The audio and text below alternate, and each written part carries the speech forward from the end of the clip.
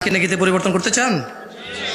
বেশি কিছু করা লাগবে না, বেশি কিছু করা লাগবে না, ওয়াল্লাহি বেশি কিছু করা লাগবে না। আল্লাহ সুবহানাহু ওয়া তাআলা বলেছে, আউযু বিল্লাহি মিনাশ শাইতানির রাজীম, ইল্লা মান তাব, ইল্লা মান তাব। জিনা, ব্যভিচার, নেশা, জুলম, অত্যাচার, এই পৃথিবীতে থাকা প্রত্যেকটা অপরাধের সাথে লিপ্ত ব্যক্তির জন্য এই আয়াতটা প্রযোজ্য।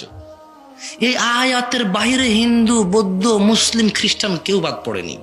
আয়াতটা কি পড়ে শোনাবো? এই আয়াতের দাওয়াত সবার জন্য।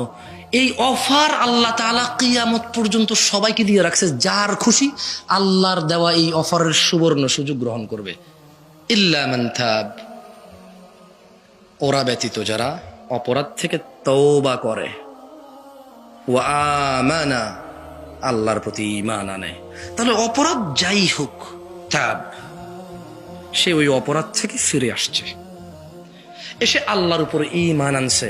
ওয়া আমানা, যা অপরাধ করেছে, কোটি কোটি কোটি, জমিন থেকে আসমান পর্যন্ত তার অপরাধ, আল্লাহ বলছে যে যদি সে তওবা করে ফিরে এসে ঈমান আনে, ওয়ামিলা, এটা কিন্তু শুধু এটা বড় পুরুষদের জন্য প্রযোজ্য, মানে মহিলার বাদ পড়ে গেছে, ঠিক না? সবার জন্য। সুবহানাল্লাহ, তো ভালো, আলহামদুলিল্লাহ, আলহামদুলিল্লাহ, আলহামদুলিল্লাহ। প্রশংসা আল্লাহর যিনি এত দয়ালু, প্রশংসা আল্লাহর যিনি এত ক্ষমাবান, প্রশংসা আল্লাহর যিনি এত উদার, প্রশংসা আল্লাহর যিনি এত মায়া করে আমাদের। আলহামদুলিল্লাহ, আলহামদুলিল্লাহ।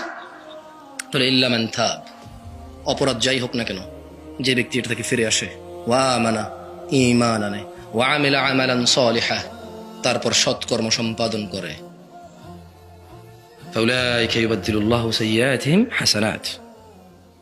আল্লাহ তাআলা এই যে লোকটা ফিরে আসে অপরাধ থেকে, তওবা করে, ঈমান আনে, ভালো কাজ করে, আল্লাহ তার পিছের সমস্ত গুনাহকে নেকিতে পরিবর্তন করে দেয়।